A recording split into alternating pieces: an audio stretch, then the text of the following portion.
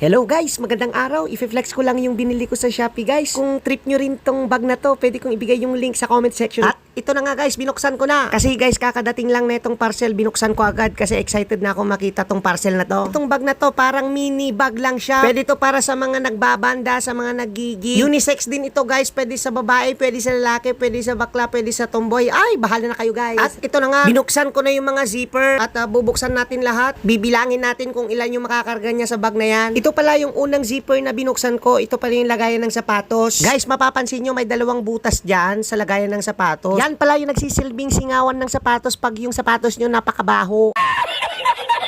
Pero nakahiwalay yan dun sa lagayan ng damitan sa loob. At ito na nga, sinunod ko yung pangalawang zipper guys. Ito yung lagayan ng kahit anong abubot mo. Bali dalawa yan, back to back yan guys. Itong susunod na zipper, ito na yung pinakagitna. Pwede ka dyan maglagay ng kahit 5 damit, tapos 2 pantalon guys. Kung medyo maluwag pa guys, kahit maglagay ka pa ng ilang underwear dyan o medyas guys. Meron ding 2 zipper yan guys sa loob, back to back. At gaya nga ng sinabi ko, dyan mo ilalagay yung underwear mo, tapos yung medyas. Ipapakita ko pala sa inyo kung gaano kalaki ang bag na yan guys. Nakatayo na ako. Ayan. May adjustan din pala sa strap. Kung nagustuhan nyo yung bag guys, nandyan sa comment section yung link. Maraming salamat.